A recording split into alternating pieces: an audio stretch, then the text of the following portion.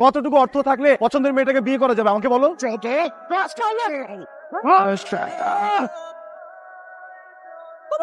তুমি কি লেগে যাচ্ছ? তোমার কিভাবে শিখে দেব? তুমি কি কাজ করতে আছো? তুই কি শায়লারে ভালোবাসোস? অনেক ভালোবাসি। কোনো কাজকে কিন্তু ঘৃণা করতে হয় না মিস্টার আবির, সব কাজই সমান। আগে কোথায় কাম করতো? ইটের ভাটায়। এই জায়গায় 5 বছর কাম করছি, কিন্তু মালিক বিদেশ গেছে, ভাটা ভেঙে দিয়ে গেছে। খেত কামারে তো কোনো কাজের অভিজ্ঞতা নাই, দিলে করতে পারবা? দেখা দিলে এখন সব কাজ দেখা দিলে হয় না, এই কাজ করতে হলে আগে জানতে হয়, বুঝতে হয়। বড় ভাই আপনি আছেন না, একটু যদি দেখা দিতেন, মানে আমার অবস্থা বেশি একটা ভালো হয়েছেন। টাকা পয়সা কিছু দিতে হইব না, খালি 3 বেলা ভাত দিলাম, পেঁয়াজ মধ্যে ডইলে খাইলাম। আচ্ছা চলো দেখি তোমার কি কাম পাওয়া যায়। লিজা, আরে গেলা কই? জামাল, আজকে থেকে আমাদের বাড়িতে থাক। খেতে কামাইতে কাজ কর। আপনি এটা কোনো কাজ করলেন? আমি আপনাকে বাড়ি কাম কাজ করি। আমি কি কাম কাজে কখনো কোনো সময় ফাঁকি দিয়েছি বলেন? এরপর আমার থাকে আপনি আবার নতুন একটা লোক নিয়েছেন, আপনি আমার পেটে লাথি মারছেন। তুই তো আসছি লগে লগে ও কোন একটু কাম কাজে কাঁচা তোর দেওয়া দেখে কাম শিখলো। বুঝতে পারছি আমার সিস্টেম, তাই না? ভাইজান তুমি এটা কারে ধরে নিয়ে এসো? এটা তো দেখা মনে হয় না কোনো কাজ কাম পারবো। আরে পারবো পারবো দেখা দিবেন, দেখা দিলে আমি একদম মেশিনের মতো দেখবো। খালি মুখে কইলেই হয় না, শরীরেও শক্তি থাকতে হয়। দীক্ষাতা মোনা সাদা মোনা কিছুই পারবো না। পরিচয় করা দিই, হইতেছে তোমার বাদী আর ও হইতেছে আমার একমাত্র কলিজার টুকরো বই সাইলা। ভাবির আবার যখন দেখবা সাথে সাথে সালাম দেবা, সাথে আমারও, কারণ আমি তোমার ওস্তাদ। আচ্ছা হ্যাঁ থাকবো কই? কেন আমি লগে থাকবো, কোনো সমস্যা হইব না তো? আমার কোনো সমস্যা নাই, রাতের বেলা কিন্তু নাক ডাকতে পারবা না। নাক ডাকার সাথে সাথে আর ডাকা দিয়ে বার করে দেবো। এই যা নিয়ে যা, তোর ঘরে নিয়ে যা। আপনি তুমি সত্যি সত্যি আমাদের বাড়িতে চলে আসলা?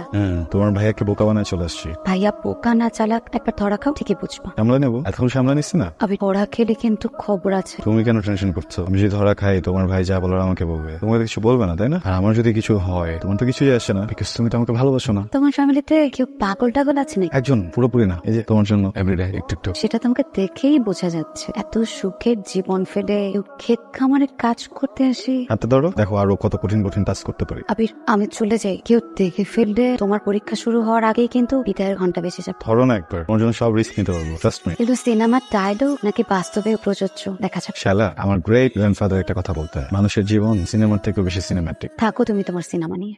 আরে তুমি কি লেগে যাচ্ছ? তোমার কিভাবে শিখে দেব? তুমি কি কাজ করতে আছো? ওই পাবেল, তুই কি আগে পারতি নাকি? তুই তো আমারে দেখে দেখে শিখছস, ওরে শিখাবে ও পারবো। ভাই আমি যখন ভাড়ায় কাম করতাম, তখন আমার একবার খালি দেখা দিচ্ছে, এরপর সব নিজে মেশিনের মতো করে লেছি। মেয়া ইটের বাড়া আর এই ধানকের কিন্তু এক না। আরে এত কথা কস কা? কাম কর। ঠিক আছে ভাইজান। অনেক কাম করছেন, এবার আইন গায়ে নেন। কি রে, তুই খাওয়ান নিয়ে আইছস, অন্য কেউ নাই? কে ভাইজান? আমি এসি তো কি হইছে? আসলে ওই যে নতুন লোকটা কাজ কাম করতে পারে নাকি হুদা আমাকে অন্য ধ্বংস করতেছে, এটাই দেখতে আইছি। আরে নতুন মানুষ আস্তে আস্তে ঠিকই পারবে। ভাইজান তুমি কি চাষাবাদের স্কুল খুলে বইছো যে নতুন লোক আইব আর তুমি শিখাইবা? পাবেল জামাল আসো। হ্যাঁ নাও। জি ভাইজান চলো। সারাদিন খাবি আর বাথরুম করবি, এটা কম করলে হয় না? আমি তো মেহমান, মেহমানের সাথে কিরকম ব্যবহার করে। কোনো কাজকে কিন্তু ঘৃণা করতে হয় না মিস্টার আবির, সব কাজই সমান। আসছিলাম ভালোবাসার পরীক্ষা দিতে, ভাবছিলাম যে প্রশ্নপত্র সহজ হবে, কিন্তু এখন দেখি বিসিএস পরীক্ষার থেকেও কঠিন। গিভ আপ করবা নাকি? গিভ আপ চান্স নাই। তারপরও ভেবে দেখো, এখনো কিন্তু তোমার হাতে সময় আছে। বড়লোক বাবা মায়ের একমাত্র একটা হ্যান্ডসাম ছেলে, ওই ঢাকার শহরে মার্সিডিজ অডি নিয়ে ঘুরবে, সে কিনা ভালোবাসার পরীক্ষা দিতে গরুর কবর পরিষ্কার করতেছে। আমার হাতে একটাই অপশন আছে, অপশন ইউ। তুমি এত কিছু করার পরও যদি আমি রাজি না হই? কষ্ট পাবো, কিন্তু আফসোস থাকবে না। এটলিস্ট সবাইকে বলতে পারবো যে সরি, ট্রাই করছি। কি ব্যাপার শায়লা, তুমি এখানে কি করো? আরে ভাবি, নতুন পোলারা কাজ কাম পারে কিনা ওইটাই দেখতে এসেছি। আমাকে বাড়িতে তো অনেক মানুষই কাজ করে, কই কারো কাজ তো কখনো দেখতে আইতে দেখলাম না। ভাইজান আজ পর্যন্ত জাগরে জাগরে আনছে, সব মানুষ কাম পারে, এই পোলাটারে দেখা মনে হয় না কাজ পারে, এটাই চেক দিতে আইসি আর কি। জামাল পোলাটারে আমার কেমন জানি সন্দেহ হয়। কেমন সন্দেহ? ওকে তোমার দিকে বদ্ধ ধরে তাকাইছে না? আরে না ওইরকম কিছু না, অত ঠিক মতো চোখের দিকে তাকাই কথা কয়। তাহলে সন্দেহ কেন? আমার কেন জানি মনে হয় ওই বাড়িতে কাম করতে হয় নাই, অন্য কোনো মতলবে। ওরে বাজার থেকে আমি নিয়ে আইছি, খুবই সহজ সরল একটা ছেলে। শোনো বাবু, মানুষের বিশ্বাস করলে দুনিয়াটা সহজ হয়। ও যদি আমার ক্ষতি করার চেষ্টা করে, ওর কল্লাটা না কম গিয়ে পালায়। তুমি চিন্তা করো না, যাও আমার জন্য ফাইন করে এক কাপ চা বানাও। ব্যাপারটা কি? বোম্বাই মরে দিস কাম করে খেতে ভাবলা জমিদারে বলা বোম্বাই মরে চিনে না। পাবেল ভাই, খাওয়ার সময় আজারের কথা কম কইন। ভাই বেয়াদবি না নিলে একটা কথা কও, আবার মরিচ দিবেন। আরে আপনি এটা খাইতে পারবেন না, এটা অনেক জান। আরে পারতো না গা, পারবে পারবে, মরিচ ছাড়া তো কিছু জড়তো না। অনেক যাও কিন্তু সালাদ খাও, সালাদ খাও। কি রে বাবেল, যা দেখতো। আবির তুমি এখান থেকে চলে যাও। তোমাদের এখানে আসার পর থেকে সবাই তো আমাকে জামাল বলে ডাকে, আমি ভুলে গেছিলাম আমার নাম আবির। Thank you. তুমি হাসছো আবির, আমি তো তোমার সাথে ফান করছি না। এই লাইফটা তোমার জন্য না আবির, তুমি প্লিজ এখান থেকে চলে যাও। যাওয়ার জন্য আসেনি। আমি জানি আবির তোমার কষ্ট হচ্ছে এখানে, দেখছো তুমি তোমার হাতের কি অবস্থা করছো। বাহ, আমার হাত দেখে ফেলছো। তাহলে আমি না বুঝতেছি না আমার সাথে ভালো লাগা উচিত নাকি খারাপ। হাতটা ঠিকই দেখলাম, আমার ভেতরটা দেখতে পারলাম না। না দেখতে পারলাম না, কারণ আমি যেটা দেখতেছি সেটা তুমি দেখতেছো না। আমার আর তোমার স্ট্যাটাস কখনোই এক না। তোমার আর আমার এক হওয়া মানে আকাশ মাটি এক হওয়ার সমান। আমি না অনেক প্র্যাকটিক্যাল আবির, তাই আমি চাই না যে বামন হয়ে আমি চাঁদের দিকে হাত বাড়াই। তুমি না মাত্র বললে তুমি প্র্যাকটিক্যাল প্র্যাকটিক্যাল, এটা কোনো প্র্যাকটিক্যাল মনের কথা? শালা আমি তোমাকে একটা প্র্যাকটিক্যাল কথা বলি, তুমি একটা মানুষ, আমি একটা মানুষ, তুমি এমন একজন মানুষ যাকে আমি অনেক বেশি ভালোবাসি, এটা প্র্যাকটিক্যাল, এটা সত্য। এটা ভালোবাসা না। মানুষ যখন প্রেমে পড়ে তখন তার চোখে একটা পর্দা থাকে, আবার সে যখন বাস্তবতায় ফিরে আসে তখন তার চোখের পর্দাটা কেটে যায়। আর তোমার চোখের পর্দাটা কেটে যাওয়ার পরে আমার প্রতি তোমার ভালোবাসা থাকবে না। ভালোবাসা থাকবে না কে বলছো তোমাকে? এটা তুমি কিভাবে বলতেছো ভালোবাসা থাকবে না? আমার ভালোবাসা নাকি মোহ নাকি ইনফ্যাচুয়েশন, সেটা আমাকে বুঝতে দাও। তুমি না আসলে নিজেই জীবনটাকে সিনেমা বানায় চলতেছো। হ্যাঁ বানাই ফেলছি তো, বাস্তব থেকেই তো সিনেমা হয়, তাই না? শোনো আবির, আমি না আমার ভাইকে অনেক ভালোবাসি। তুমিও যদি ওলটপালট হয়ে যায় কিংবা আমি তোমার ভালোবাসার জন্য যদি মরেও যাই, আমি তাও আমার ভাইকে অপমানিত হতে দিতে পারবো না। শালা কেন অপমানিত হবে? আমি একবার রাজি হয়ে যাও, সবকিছু সুন্দর বানায় ফেলবো। আমি কাউকে অপমানিত করতে দিব না। তোমাকে বোঝানোর সাধ্য আমার নাই। তুমি থাকো, যা করছিলে তোমার মতন তুমি করো। তারপর তুমি যখন বুঝতে পারবে যে এই জীবনটা তোমার জন্য না, তখন ঠিকই নিজের জায়গায় ফিরে যাবে। শালা কালকে সকালবেলা এখান থেকে ঢাকা প্যাক করবো, আর তা না হলে ভাইয়াকে আমি সবকিছু বলে দিব। বলে দাও। আমি অনেক চেষ্টা করেছি কিন্তু আমি তাকে বলতে পারিনি। একটু হেল্প করো, যাও গিয়ে নিজে বলে দাও। তুমি এখান থেকে যাবা না আবির? যাবো, তোমাকে নিয়ে যাবো। আমি কে তোমার আর তুমিই বা কে আমার? তোমাকে তো আমি ভালোই বাসি না যে তোমার সাথে আমি এখান থেকে চলে যাবো। আমার ভাইয়ার না এই গ্রামে একটা সম্মান আছে, কেউ কোনো কিছু জানাজানির আগে প্লিজ এখান থেকে চলে যাও। শালা আমি এমন কিছুই করছি না যেটাতে মান সম্মান চলে যাবে। এটা গ্রাম, তোমাদের বড়লোকদের সোসাইটি না যে তোমরা যা খুশি তাই করবে আর কেউ কিচ্ছু মনে করবে না। এখানে আত্মসম্মানের অনেক ভ্যালু। আম থেকে চুন ঘুষলে মানুষ না কি ভাবে। আমি গিয়ে তোমার ভাইয়ের সাথে কথা বলি, আমি সব ঠিক করে শুনবো। ট্রাস্ট। আবির ভাইয়া তোমাকে একদম জানে মেরে ফেলবে। তোমার ভাইয়া মেরে ফেলুক, তুমি আমার লাইফে না থাকলে আমি এমনিতে মরে যাবো। তো বেটার নয় রাতে মরো।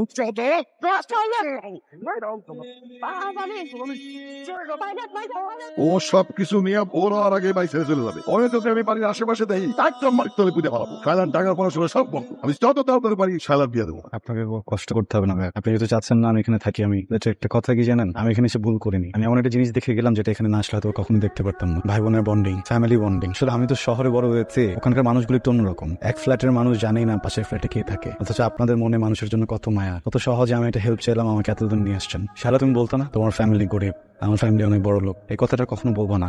তোমার কাছে যেটা আছে সেটা অনেক দামি, তোমার ফ্যামিলি, তোমার ভাই। আনলাকি আমি, আমার যদি একটা ভাই নাই। আমার যদি এরকম একটা ভাই থাকতো না, আমার তো টেনশনই করতে হতো না। সেই হয়তো বা এখানে এসে তোমাকে আমার কাছে নিয়ে যেত। ভাই আমি খুবই সরি ভাবি, আপনাদেরকে এরকম সিচুয়েশনে ফেলার ইন্টেনশন আমার ছিল না। যদি সম্ভব হয় প্লিজ আমাকে মাফ করে দেবেন।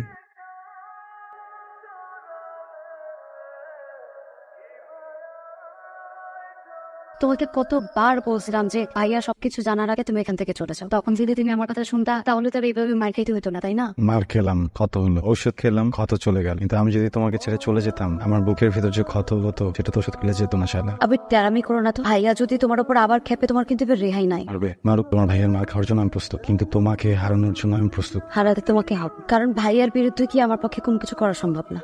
আর ভাইয়া কোনোদিনও তোমার সাথে আমাকে বিয়ে দিবে না। কেন দেবে না? সমস্যাটা কোথায়? আমি তো শিক্ষিত একটা ছেলে, এটা ভালো পরিবার থেকে বিলং করি। প্রবলেমটা কোথায়? আমার বাবার অ্যাসেট, আমার ফ্যামিলি ব্যাকগ্রাউন্ড। একটা ছেলের ফ্যামিলির যখন কোনো কিছু না থাকে তখন ওই ছেলেটাকে বিয়ের জন্য যোগ্য মনে করে না মেয়ের ফ্যামিলি। একটা ছেলে যখন অনেক কিছু থেকে যায় তখন সেই ছেলেটাকে যোগ্য মনে করে না, বলে এই ছেলের কাছে মেয়েকে দিব না। মেয়েকে তাহলে দিবে কার কাছে আমাকে বলো? কতটুকু অর্থ থাকলে পছন্দের মেয়েটাকে বিয়ে করা যাবে আমাকে বলো? বা নিজের পরিবারকে যে বলো, এই বাংলাদেশের প্রত্যেকটা মেয়ের বাসায় গিয়ে বলো তারা যেন একটা বাটখারা কিনে প্রত্যেকটা ফ্যামিলির বাসায় দিয়ে আসে, সেখানে একটা মাপ দিয়ে আসে যে এই মাপের অর্থ আপনারা রাখবেন, তাহলে ভালোবাসার মানুষটাকে আপনারা পাবেন, না হলে পাবেন না। আবে তুমি আমাকে ভুলে যাও। ঠিক আছে আমি ভুলে যাবো। তুমি পারবা আমার এই ফেসটা ভুলতে, আমি যা যা করছি সবকিছু ভুলতে, আমাদের জীবনে যা যা ঘটছে সবকিছু ভুলতে? আমার ভুলার কি আছে? আমি তো তোমাকে ভালোই বাসি না। এখানে কেন আসছো তাহলে? কেন আসছো বলো না, করুণা দেখাতে। লাগবে না আমার করোনা।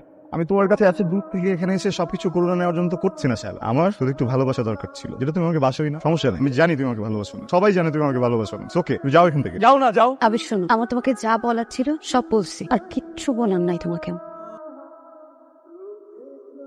ভাইজান আপনি এগুলো অর্ডার দেন, আর হাত পাও কাইটা ওদের মধ্যে বস্তা করে ফেলাই। ওই তুই চোখা তুই কি শালারে ভালোবাসো? তুই দেখোস কিন্তু আরে একদম কবজিয়া করলা ফেলা। শালারে ভালোবাসো? অনেক ভালোবাসি, অনেক।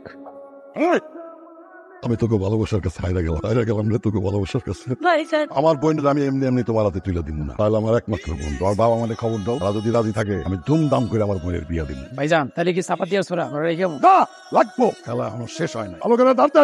আরে বেটা আমার বোনের বিয়েতে গরু ভালো লাগবো না, এইটা দিয়ে আমি 8-10টা গরু জবাই দিব।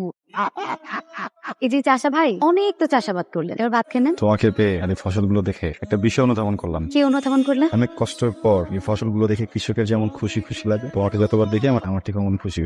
নয়া কৃষক তো তাই। শালা ভাবতেছি আর কখনো শহরে যাবো না, এখানে কৃষকের কাজ করবো, সংসার করবো, অনেকগুলো বাচ্চা নেবো। কি বলো? আর এই ফসলগুলো শহরে কিভাবে পাঠাবা? আমার শ্বশুরের অডি গাড়িতে নাকি মার্সিডিসে? ফুচা? হ্যাঁ ফুচা।